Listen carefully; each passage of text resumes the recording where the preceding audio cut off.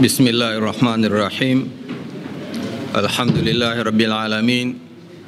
Wassalatu wassalamu ala nabiyina Muhammadin wa ala alihi wa sahbihi ajma'in. Amma ba'd. Waraka wa Umoja wa Wanazuoni wa Kiislamu Tanzania kuhusu uchaguzi mkuu wa Oktoba 2025. Kauli mbiu ni amani kabla, wakati na baada ya uchaguzi. Utangulizi. Waheshimiwa viongozi wa dini,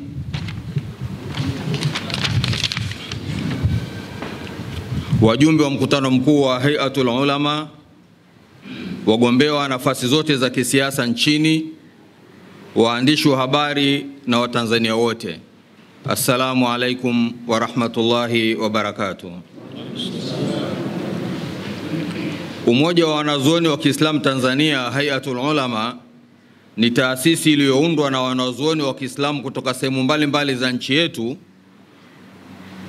ikiwa na lengo la kutoa nasaha na miongozo ya kiimani na kijamii ili kufikia lengo la kutafuta radhi za Allah na kujenga amani, umoja na mshikamano imara wa kijamii na kitaifa. Katika kipindi hiki muhimu cha kihistoria, taifa letu linakabiliwa na uchaguzi mkuu wa rais, wa bunge, wawakilishi na madiwani utakaofanyika mwezi Oktoba 2025.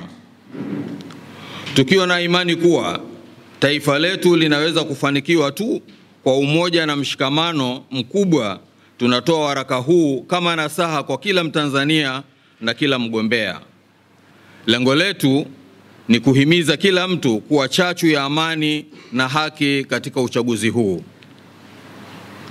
Waasisi wa taifa letu hili walituonesha kuwa maendeleo ya kweli yanatokana na umoja wa wananchi bila kujali tofauti zao za kidini, kikanda au kikabila. Walitufundisha kuwa taifa lenye usawi linajengwa kwa haki na huruma, na kwamba hakuna nguvu inaweza kuvunja taifa linaposhikilia mshikamano wake. Sisi tunafuata mfano wao. Tusiingize propaganda, chuki wala ubaguzi wowote wa kisiasa, kidini ama kikabila kuvunja umoja wetu na kuharibu maendeleo ya taifa letu kwa jumla. Kauli mbiu yetu ya amani kabla, wakati na baada ya uchaguzi inaashiria wazi kuwa amani ni kipimo cha mafanikio ya uchaguzi wetu. Kabla ya uchaguzi, sote tunajitegemea katika kulinda amani na utulivu wa taifa letu, na wakati wa uchaguzi unafanyika tunahakikisha ufanisi na usalama wa taifa letu unaendelea, na baada ya uchaguzi tunaendeleza mshikamano na umoja wetu bila kuchelewa. Tunayasema haya bila kupendelea chama chochote au mgombea yoyote. Tunaamini kuwa amani ni kipaumbele cha juu kwa maendeleo ya nchi yetu na taifa letu. Kwa misingi hiyo na kuheshimu katiba ya nchi, tunahimiza kila Mtanzania aendelee kutumia haki yake ya kikatiba bila hofu. Kama viongozi wa dini, hatuhamasishi kuchagua mgombea fulani au chama fulani. Badala yake tunaheshimu taifa letu na tunalinda amani na usawi wake kwa kuhimiza ushiriki salama na wa amani kwa wananchi wote. Nasaha na mawaidha mema kwa wagombea wote na Watanzania. Mwenyezi Mungu mtukufu anasema, sema fanyeni matendo mema, kwani Mwenyezi Mungu ataona matendo yenu na mtume wake na waumini. Qur'ani sura ya 9 aya 105. Aya hii inasisitiza kuwa kila mmoja wetu anawajibika mbele ya Mwenyezi Mungu kwa matendo yake, na hivyo ni vyema tukakumbuka kuwa kuwekeza nguvu zetu katika mema kwa ajili ya maendeleo ya nchi yetu na taifa letu. Uchaguzi huu ni fursa ya kipekee ya kuonyesha uwajibikaji na ujasiri wetu katika kuilinda katiba ya nchi yetu. Kila kura ni kipimo cha uhuru wetu na uchambuzi wa matumaini ya taifa letu kuendelea kuwa na amani na ustawi. Tunazungumza nanyi nyote leo, Waislamu na wasio Waislamu, kwa kuwa sisi sote ni sehemu ya taifa moja lenye malengo ya amani, umoja na mshikamano. Kama taifa lenye imani na matarajio makubwa, tusahau tofauti za kidini, kikanda na kisiasa, na tushike msingi wetu wa umoja na upendo kwa ajili ya kuiendeleza nchi yetu na taifa letu. Dunia imekuwa ikitupa mifano muhimu katika kipindi kama hiki. Kwa mfano, nchi kama Malaysia, Indonesia na Morocco zimeonyesha thamani ya uchaguzi huru na wa haki. Viongozi wa dini na kijamii huko wametoa wito wa amani na uwazi wakati wa kampeni, huku nchi hizo zikijenga mifumo thabiti ya kulinda haki za wafuasi wa dini zote. Morocco kwa mfano imeimarisha katiba yake na kulinda uhuru wa dini na haki za wananchi, ikihakikisha uchaguzi unaendelea bila vurugu. Matokeo yao ni funzo kwetu. Tofauti zetu za kidini, kikabila, kisiasa na kitamaduni zinaweza kutushawishi badala ya kutuvunja, tukiamini kuwa katiba, uhuru na amani iliyopo nchini ina nguvu ya kutuletea maendeleo. Kama wanazuoni wa Kiislamu nchini na wananchi wa Tanzania, tuache ubaguzi wa aina yoyote ile na tuendelee kuenzi thamani na haki katika hatua zote za uchaguzi huu. Amani na msingi wa maendeleo na ustawi. Hakika amani ni neema kubwa zaidi baada ya imani. Ni upofu wa kimaono kudhani kuwa taifa linaweza kufikia maendeleo ya kweli bila kwanza kuhakikisha wananchi wake wanalindwa dhidi ya vurugu na hofu. Mipango mikubwa ya kiuchumi na kijamii haina maana yoyote ikiwa itatekelezwa katika mazingira yenye migogoro, ukosefu wa haki na utulivu dhaifu. Amani ni mzizi unaolinda kila mwananchi, mkulima katika shamba lake, mfanyakazi katika ofisi yake, mwanafunzi darasani kwake na mfanyabiashara sokoni kwake na katika eneo lake la biashara. Amani ni ardhi ya amani tunayosimama sote juu yake bila kujali dini, kabila au asili yetu. Jambo la kwanza tunaloomba kutoka kwenu ni ahadi ya dhati ili kulinda amani na utulivu wa taifa letu kabla, wakati na hata baada ya uchaguzi. Jamii inahitaji watu wa maamuzi mema ambao hawatafanya vurugu pale tofauti zinapojitokeza. Tunawahimiza wagombea wote bila kujali vyama vyao watambue kuwa kiongozi wa kuaminiwa ni yule mwenye dhamira njema ya kulinda na kudumisha utulivu wa taifa. Katika kipindi chote cha kampeni, ahadi zenu ziwe za kweli, ziwe na mizizi ya dhati katika dhamira zenu, na hatua zenu ziakisi uwazi wa nia njema.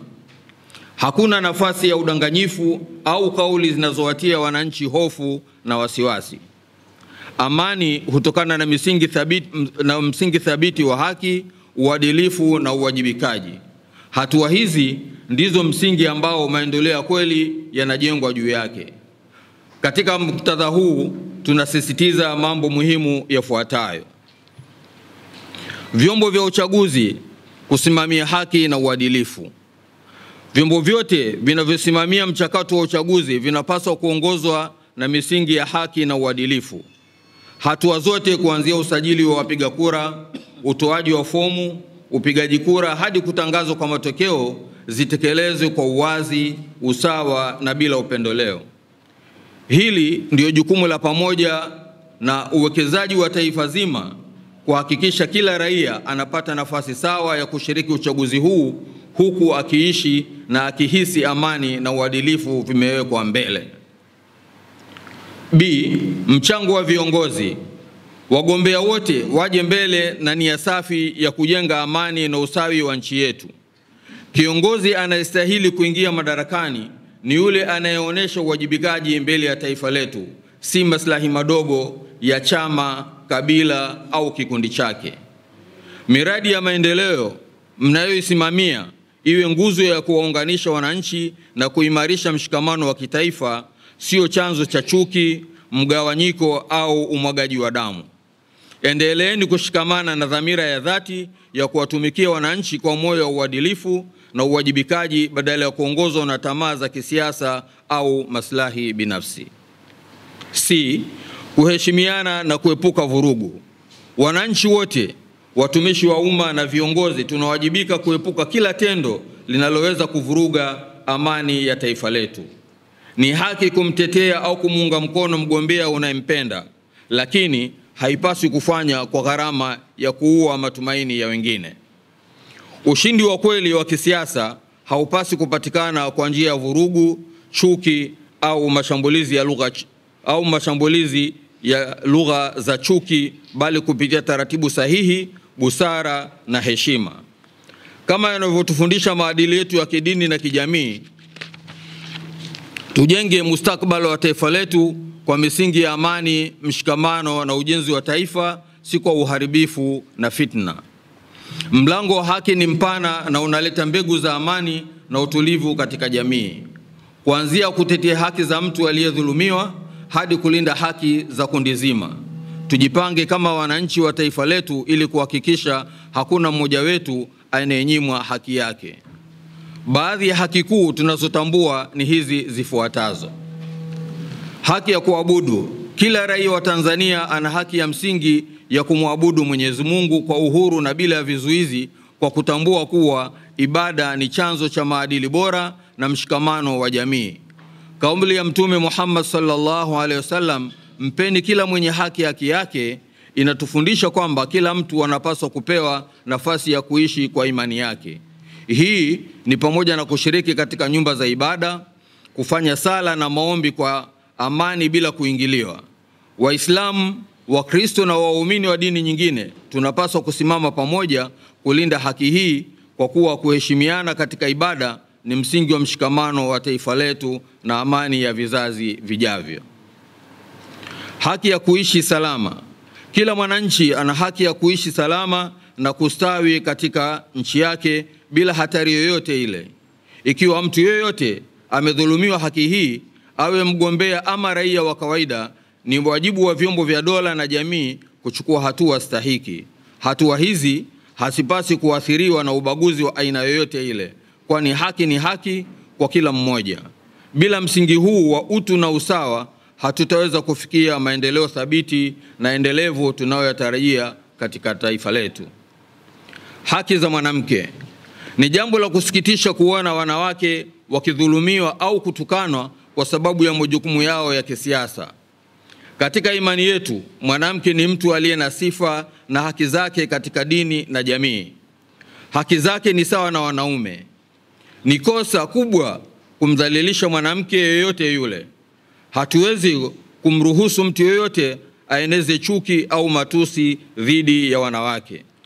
Lazima kukomeshwa kwa tabia hii ya kuwatusi wanawake kwenye mitandao ya kijamii au hadharani, na badala yake tukumbatie imani zetu za kuheshimu haki za wanawake na kuwapa nafasi zao za kijamii.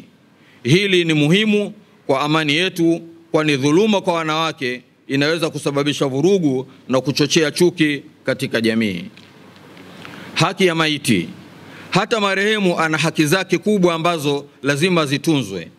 Familia yake inastahili kupata nafasi ya kumzika mpendwa wao kwa haraka na kwa heshima bila vizuizi visivyo vya lazima. Si haki kuchelewesha mazishi kwa kisingizio cha ada kubwa au urasimu usiokuwa na huruma, kwani kufanya hivyo ni kumnyima maiti haki yake ya mwisho.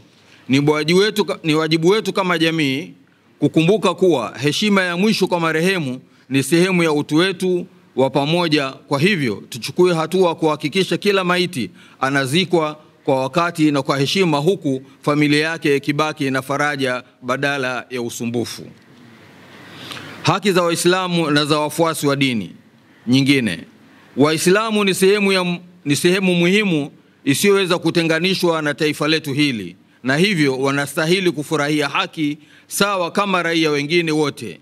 Ingawa bado yapo madai yetu ambayo hayajatekelezwa kikamilifu, kamwe hatutaruhusu hali hiyo kutugeuza watu wa chuki au kuvuruga mshikamano wa nchi na taifa letu. Tunafahamu vyema kuwa chuki na msimamo ya kibaguzi ni sumu inayosambaratisha umoja wa taifa. Kwa misingi ya imani yetu, Waislamu tutabaki kuwa mabalozi wa amani na maridhiano daima.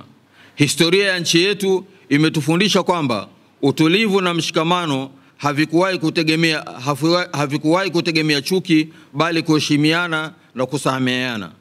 Tunakumbushwa pia hekima ya viongozi waliotutangulia waliotufundisha kwamba tamaa na chuki za kidunia huishia kuleta hasara kwa wote. Kwa hiyo tutaendeleza taifa letu na kulinda tunu zetu kupitia mshikamano uliopo, elimu na uadilifu, tukichagua njia ya haki na usawi badala ya vurugu na fujo. Amani kwetu ni urithi usiokuwa na kipimo, na hatutakubali chochote kiharibu amani tuliyokuwa nayo katika taifa letu hili. Hata hivyo, mshikamano na amani haviwezi kudumu bila uadilifu. Uadilifu ndio daraja linalounganisha haki za wananchi wote na utulivu wa taifa. Bila uadilifu, haki hubaki maneno matupu na mshikamano hubaki ndoto isiyotimia.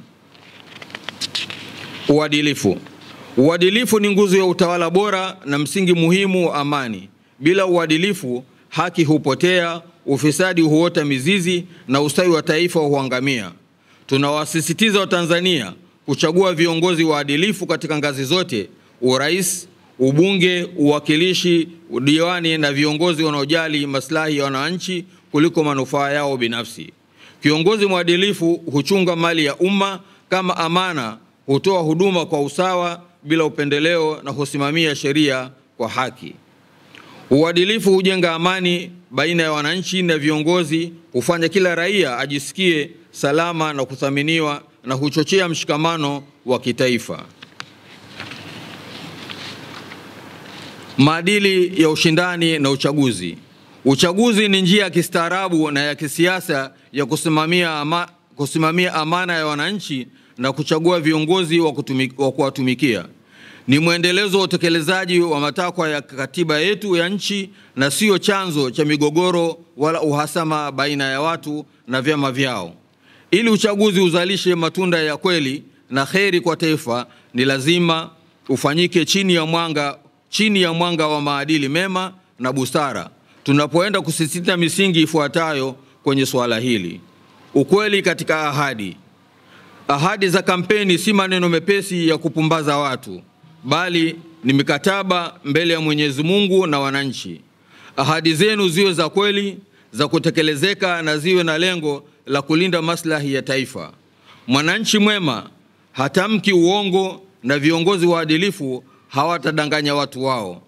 Ahadi zenu zikumbukwe kama nyenzo ya kujenga, si kupoteza matumaini. Kila neno lenu liwe na uzito na kila tangazo la kisiasa litekelezeke kwa vitendo. Lugha ya kistaarabu. Tunawasihi wagombea wote wainue hadhi ya lugha ya kisiasa. Epukeni kabisa matusi, kashfa, kejeli, uvumi na maneno ya uchochezi. Tanzania imejengwa juu ya undugu, mshikamano na heshima. Tusikubali maneno yasiyo na staha yaligawanye taifa letu. Lugha yenu iwe ya kuleta matumaini, ya kutekeleza maono na suluhisho, si ya kuumiza mioyo na kupandikiza chuki. Kila neno liwe na daraja la mshikamano, si ukuta wa kugawa watu na taifa letu. Ushindani wa sera. Msingi wa ushindani wa kisiasa ni hoja na sera, si shutuma au ubaguzi. Wananchi wanatarajia kuona wagombea wakitoa dira za maendeleo, mipango thabiti na suluhisho makini kwa changamoto za taifa. Hoja zenu ziwe za kuimarisha uchumi, kulinda haki za kijamii na kukuza mshikamano wa taifa letu. Uchaguzi bora ni ule unaotupatia viongozi waadilifu na wabunifu, si wa kulaumiana na kudhalilishana. Kuepuka habari za bandia na uvumi. Vyombo vya habari, mitandao ya kijamii na kila mwananchi wanalo jukumu la kusambaza ukweli pekee. Habari za uongo, uvumi na propaganda ni sumu, inaweza kusababisha hofu na kuvuruga amani yetu. tunahimiza watoa habari wote kuhakikisha taarifa mnazozitoa ni za kweli, zenye ushahidi na nia njema. Uandishi wa habari uwe chombo cha kuelimisha na kujenga mshikamano, si silaha ya kuchochea fitna na uhasama. Ukweli ni ngao ya amani na uongo ni chanzo cha maafa. Maadili ya uongozi wa umma. Nafasi yoyote ya umma, iwe ni urais, ubunge, uwakilishi ama udiwani, si fursa ya kujinufaisha wala kujivunia, bali ni amana kubwa na jukumu zito la kutumikia wananchi. Mafanikio ya kiongozi mwenye hekima hutegemea msingi wa uadilifu, huruma na uongozi wa busara. Tunasisitiza yafuatayo katika hili: uadilifu kwa wote. Uadilifu ndio msingi wa utawala bora. Kiongozi awajibike kutenda haki kwa raia wote bila ubaguzi wowote, kwa kuwa mwadilifu anahakikisha kila mtu anapata haki sawa na anahisi ni sehemu ya taifa letu. Huruma na upendo. Uongozi sahihi ni kuwahudumia wananchi na kulinda maslahi yao, hususan wanaodhulumiwa, wanyonge na maskini. Kiongozi wa kweli ni yule anayehisi maumivu ya watu wake na anakesha kwa bidii kuhakikisha wanapata msaada. Huu ndio uongozi wa mfano unaojengwa juu ya misingi ya uadilifu, huruma na kujitolea kwa dhati. Uongozi unaoweka mbele maslahi ya taifa na watu wake kuliko maslahi binafsi. Ushauri na majadiliano. Taasisi za dini na wananchi hushauriwa kupanga masuala ya taifa kwa hekima. Tunawahimiza viongozi kusikiliza hoja za maoni mbalimbali kutoka kwa wataalamu, viongozi wenzao na makundi ya kijamii. Maamuzi yanayojengwa juu ya ushauri yanakaribia usahihi na ni rahisi kukubalika na wengi. Kuchukua ushauri na kufanya majadiliano inategemea njia thabiti. Kwa pamoja tunapata maamuzi sahihi na kuimarisha mustakbal wa nchi na taifa letu. Hitimisho. Tunawasihi nyote, wagombea, viongozi wa dini, vyombo vya habari, taasisi za kiraia na Watanzania wote kuchukua uchaguzi huu kuwa fursa ya kuimarisha umoja wetu wa kitaifa na kuonesha mfano wa ustaarabu katika ushindani wa kisiasa. Kumbukeni kuwa vyeo hupita lakini taifa linabaki. Matendo yetu sasa yatakuwa mfano kwa vizazi vijavyo. Tunawaomba nyote kuwa mabalozi wa amani, tushirikiane, tuue chuki na tushikamane katika maono ya ujenzi na maelewano kwa taifa letu. Mwisho, tunamuomba Mwenyezi Mungu Subhanahu wa Ta'ala atuwezeshe kuyatekeleza yote tuliyotamka. Mwenyezi Mungu ndiye mwezeshaji. Imetolewa na Umoja wa Wanazuoni wa Kiislamu Tanzania, Hayatul Ulama. Takbir. Allahu Akbar. Ndio. Kwanza tumeona kupitia kwenye mitandao kuna watu wanahamasisha kwamba kwa 29 watu sema kupiga kura na kadhalika, kwamba kutakuwa na maandamano na nini. Labda kwenye kikao tunaomba nao tupate rai yenu. Lakini tumeona vile kuna baadhi ya viongozi wa dini sio wa Kiislamu, lakini nao walikuwa kama wakitoa matamko ya kuwagawa wananchi, hasa wale wanaoongoza kuelekea kwenye uchaguzi. Lakini tatu, tumeona kuna wimbi kubwa sana limevuka la vijana kujiita Islamu, Islamu, lakini wengi walikuwa wakitoa matusi mazito ya waziwazi kwa viongozi wetu. Hawa ambao wengi wao wanakubali. Labda kama wanazuoni wa Kiislamu pate rai yenu ni nini?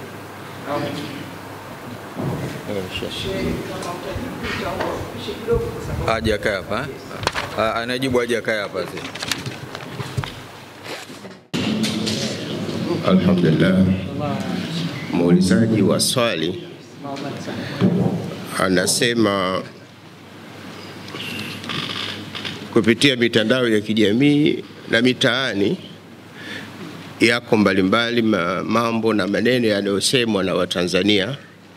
Wapo wanaohimiza watu wasijitokeze katika kupiga kura na maneno ya mfano huo. Wako wanaoahidi kufanya vurugu katika kipindi cha wakati au kabla na baada ya uchaguzi.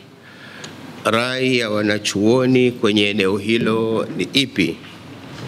Tunasema hivi, msingi wa waraka umeonyesha kuwa ni nasaha. Nasaha hizi zinakwenda kwenye makundi yote. Nasaha hizi tunazipeleka kwa vyama, nasaha hizi tunazipeleka kwa wagombea, nasaha hizi ni kwa wanachama, nasaha hizi ni kwa wananchi, nasaha hizi pia ni kwa vyombo vya habari. Lazima sote tufahamu kipindi cha uchaguzi kama ilivyo ni kipindi muhimu, sio kipindi cha dabi za kisiasa. Tukichukulia dabi za kimichezo tukazihamishia kwenye dabi za kisiasa ambazo zinaweza kumfanya kila mtu aseme chochote anachojisikia kwa lengo la kumkera mwingine, na mwingine akawa tayari kusema chochote kwa ajili ya kumjibu mwenziwe, na hata yule ambaye hayumo katika kugombea akaamua kuchochea ama wagombea ama vyama kwa kutoa taarifa zisizo rasmi au zisizo njema ambazo zinaweza kwenda kinyume na msingi wa waraka tunaotoa, ambao msingi wake mkuu ni nasaha, kama vile kususia uchaguzi, kufanya vurugu wakati wa uchaguzi, kuvuruga amani katika kipindi hicho. Tunasema waraka wetu unawalenga wote tuliowataja, kwamba wahakikishe sote kwa pamoja tunaingia katika uchaguzi katika kuzingatia ustaarabu. Ustaarabu ni kwa vyama, kwa wagombea, katika kujidadi kwao, katika watu kuwasifia wagombea wao, wawe na ustaarabu, watamke, watumie lugha zilizo njema ambazo zinaweza zikajenga mahusiano mazuri, lakini pia zikajenga hoja unachotaka kukisema bila ya kutumia lugha ya matusi.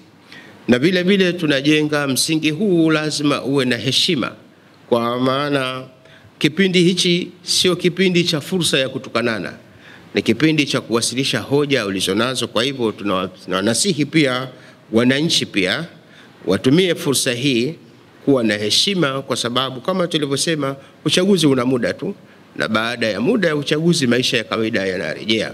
Kwa hivyo chochote kisicho sawa kikitumika katika uchaguzi kabla au baada, maana yake uchaguzi utakapokwisha hayo yaliyobaki yakisemwa ndiyo yatakayochukua nafasi, na pengine nafasi yake ikawa mbaya zaidi kuliko kipindi cha uchaguzi. Kwa hivyo tunasema sio sahihi kwamba atokee mtu akasema uchaguzi hautakuwepo, uchaguzi tutauvuruga. Tunasema lugha hizo sio zungumza za heshima, na tunanasihi pia kuvumiliana. Yapo katika mazingira ya kisiasa linaweza likasemwa jambo na baadhi ya wengine lisiwafurahishe jambo hilo. Katika uyaendea hayo tunahitaji msingi mkubwa wa kuvumiliana na kuvumilia yote yatakayosemwa katika kipindi hicho cha uchaguzi, na hasa kipindi cha kampeni. Kwa maana kwa mfano mtu anaposema hatuoni maendeleo na mwingine akaona kafanya jitihada ya mwisho ya kimaendeleo, ambaye haoni maendeleo aeleze wazi na kwa lugha nzuri ambacho hakioni katika dhana ya maendeleo anayefikiri, na anayemjibu pia amjibu kwa namna nzuri ya kuonyesha maendeleo hao yapo. Lakini tunapenda kutoa nasaha kama wanachuoni, kipindi hicho sio cha kujibizana kati ya mwanasiasa na mwanasiasa mwingine, kati ya chama na chama kingine. Ni wakati wa kuzungumzia hoja ya hali halisi zile zinazozungumzwa. Ikizungumzwa hakuna maendeleo, jaribu kueleza dhana ya maendeleo badala ya kusema fulani alisema jambo la namna hii. Kikiwa kipindi cha kujibizana kitakuwa sikio kipindi sahihi. Kama wanachuoni tunatoa nasaha hiyo, wananchi, wanachama, wagombea na vyama wajielekeze katika matukio, wasijielekeze katika kujibizana wao kwa wao. Assalamu alaykum wa rahmatullahi wa barakatuh. Mwenye macho haambiwi sikia, na mwenye masikio haambiwi, mwenye macho haambiwi tazama, na mwenye masikio haambiwi sikia. Tamko la Hayatul Ulama ni tamko zito sana, tamko lililokwenda shule, bali limekwenda zaidi ya shule. Ni tamko ambalo limekaliwa hasa na maulama wetu, wasomi wetu wa Kiislamu chini ya Hayatul Ulama. Mimi kama shekhe na mlinganiaji na mkurugenzi mtendaji wa taasisi Al-Hikma Foundation, tamko hili tunaliunga mkono na tunawaasa Waislamu na Watanzania waweze kusikia. Waswahili wanasema asiyesikia la mkuu huvunjika guu. Mwisho kabisa, kwa mujibu wa Bwana Mtume Muhammad sallallahu alaihi wasallam kwamba inna ash-shaytana qad ya'isa an ya'budahu al-musalluna fi jazirati al-arab, shetani tayari amekusha kata tamaa ya kwamba hawezi tena kuabudiwa katika kisiwa cha Waarabu. Lakini shetani baba lao Ibilisi amekuja na mbinu. Baada ya kushindwa suala zima la kuwafanya watu wamwabudie yeye, akaona afungue mlango mpya, na huo mlango kautaja Bwana Mtume Muhammad sallallahu alaihi wasallam, akasema walakin fi tahrishi bainahum.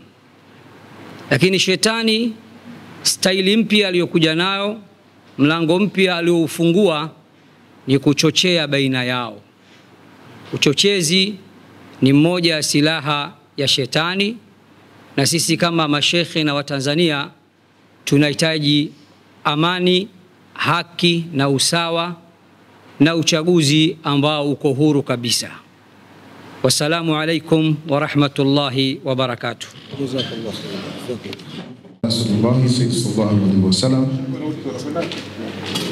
Ama baada ya kumshukuru Mwenyezi Mungu mtukufu na kumtakia ziada ya rehema kipenzi chetu Mtume Muhammad sallallahu alaihi wasallam,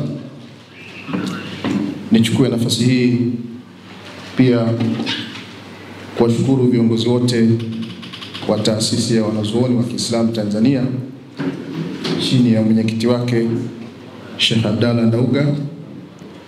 Lakini pia nishukuru kwa mwaliko huu ambao tumeupata kama Baraza Kuu la Waislamu wa Tanzania BAKWATA.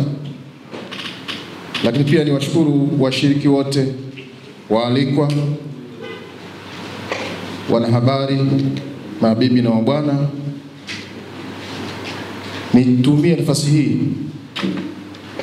adhim kutoa furaha zangu ambazo ninazo, hasa pale nilipoingia nilikuta taarifa ya utendaji ikiwa inasomwa, na hakika mimi kama mtendaji wa Baraza Kuu la Waislamu wa Tanzania BAKWATA, kile kilikuwa ndo kipengele changu cha kusikiliza na kuyanakisi yale ya kiutendaji ambayo haswa ndio nafasi yangu. Ama haya ya fatwa na mengine, basi mashehe ni nafasi zao.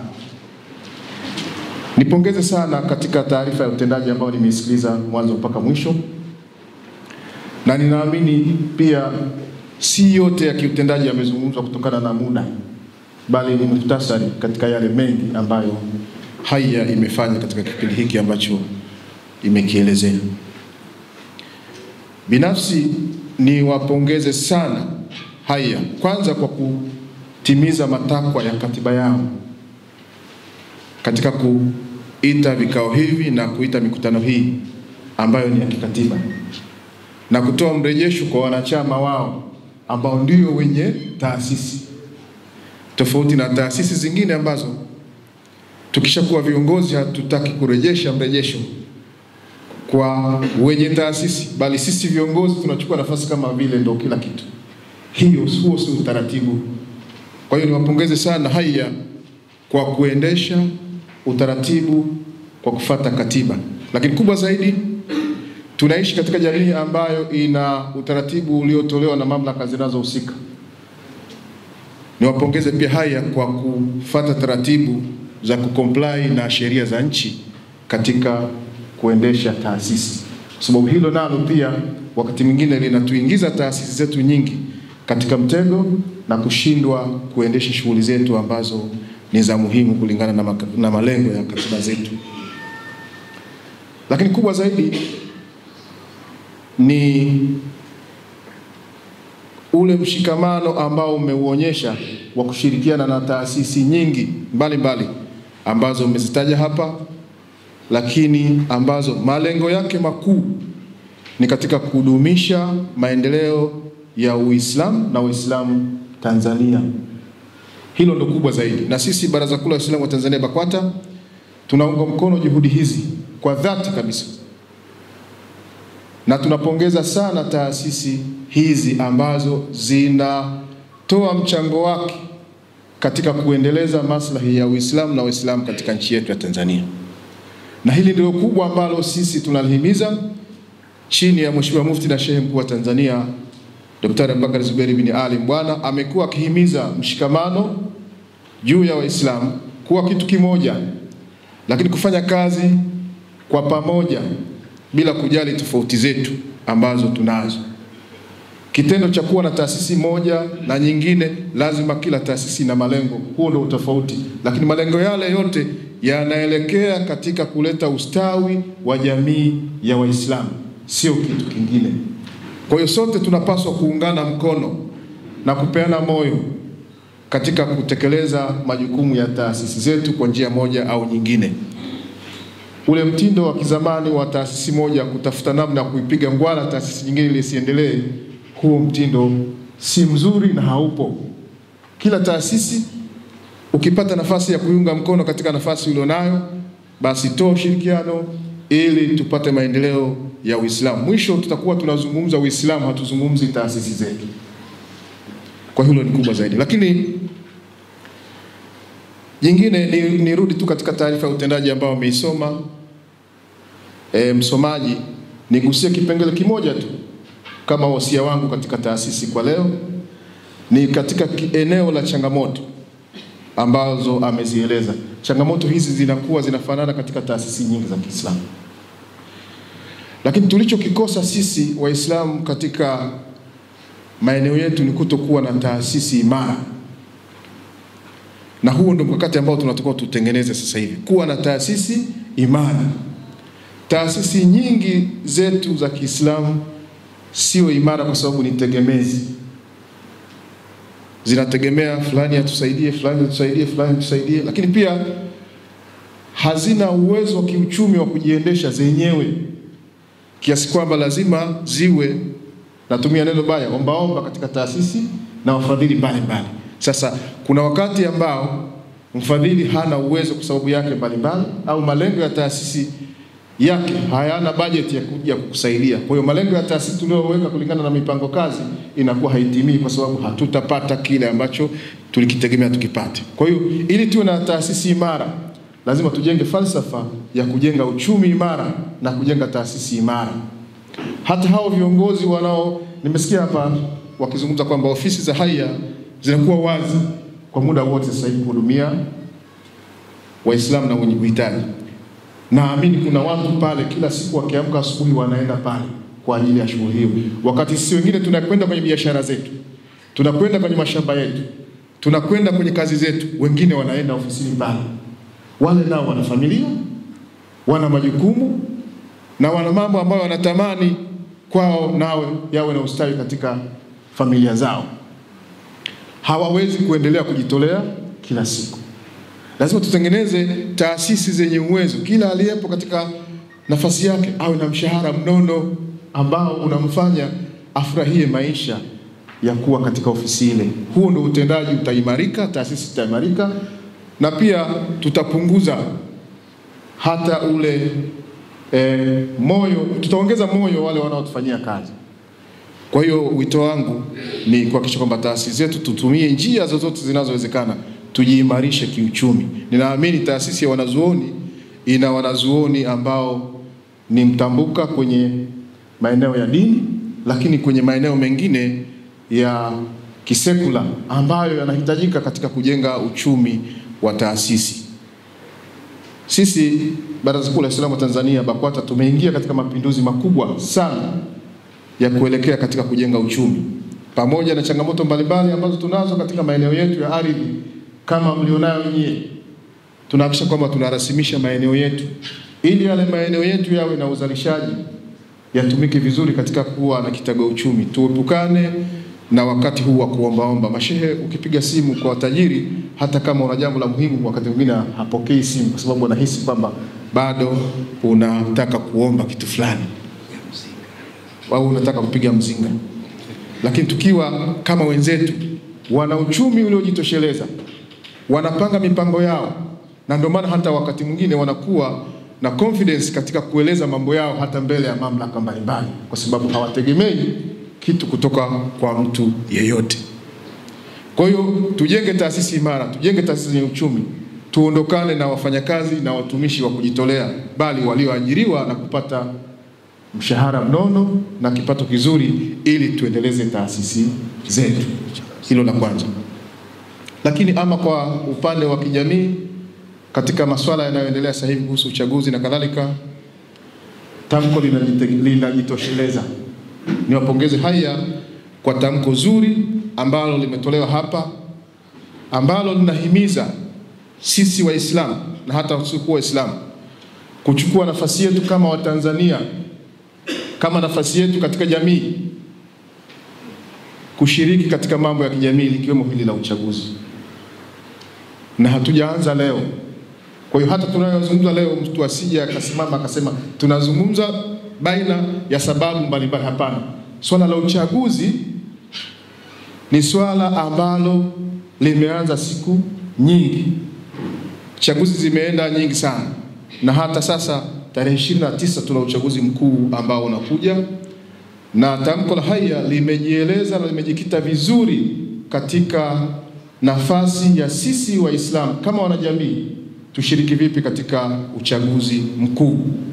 Na sisi Waislamu hatumshurutishi mtu kumchagua mtu fulani, bali tunatoa sifa za kiongozi mzuri tunayemtaka ni nani, ili sasa wewe mpiga kura ukifika katika siku ya kuchagua uwe na maamuzi sahihi ya kuchagua yule ambaye unamuona ni sahihi katika mustakabali wa jamii yetu. Lakini tukitanguliza viongozi ambao wanajali mshikamano, amani na utulivu wa nchi yetu, ikiwa ni jambo la msingi la kutoliacha nyuma kama tamko letu lilivyozungumza, amani kabla ya uchaguzi, wakati wa uchaguzi na hata baada ya uchaguzi. Kazi yetu kubwa tulionayo sisi Waislamu, kutokana na hali tulionayo, kutokana na matukio tunayoona sasa hivi kuelekea uchaguzi mkuu, kazi kubwa tulionayo ni kuhamasishana na kuhakikisha ushiriki wetu siku ya uchaguzi unakuwa ni mkubwa zaidi iwezekanavyo. Tutakuwa hatujatendea haki dini yetu, hatujatendea haki viongozi wetu kama siku ya tarehe 29 tutalala ndani pamoja na familia zetu na jamaa zetu na ndugu zetu tukaacha kwenda kushiriki katika uchaguzi. Tuwahimize wenzetu katika maeneo yetu tulionayo, tuhakikishe kwamba siku ya tarehe 29 sote tunajitokeza kwenda kushiriki katika shughuli ya upiga kura. Na kizuri zaidi, hata wale wafanyakazi siku ile serikali imeiweka kama siku ya mapumziko, kwa hiyo tutakuwa na fursa na wasaa mzuri sana wa kushiriki uchaguzi bila shida yoyote. Kuna makundi ambayo tunayo, makundi ya vijana katika jamii zetu za Kiislamu, hata zingine ambazo sio za Waislamu. Ni jamii ambayo wakati mwingine inaweza ikaingia katika mtihani wa kubeba maono ambayo si sahihi. Tutumie nafasi hii masheikh, maimamu na viongozi wa dini kuwahimiza vijana, kundi la vijana wawe mstari wa mbele katika kushiriki kupiga kura siku ya tarehe 29, kwani ni fursa nzuri na adhimu ya kuweka viongozi sahihi ambao watatumikia na wataleta mustakabali wa maendeleo ya nchi yetu, likiwemo pia swala la ajira ambalo pia tumelisikia katika wagombea mbalimbali wakinadi katika majukwaa mbalimbali katika kipindi hiki cha kampeni. Mheshimiwa Mwenyekiti, ni katika hayo machache ambayo nimeyazungumza, naomba niishie hapo, lakini niendelee kukupongeza na taasisi hii ya Haya, na niombe taasisi zingine pia za Kiislamu tuige mfano wa Haya. Nimekuwa nikialikwa mara nyingi katika vikao vya Haya, na ninaona kabisa kwamba ni vikao ambavyo vinafuata taratibu na katiba. Hii inatuondosha katika migogoro ambayo pengine inaweza ikatokea katika taasisi zetu nyingi ambazo hazina maendeleo kwa sababu ya kuwa na migogoro. Tujitahidi kuwa viongozi wa kutumikia wale tunaoongoza, tusiwe viongozi wa kutumikia nafasi zetu. Wa hadha, assalamu alaikum wa rahmatullahi ta'ala wa barakatuh.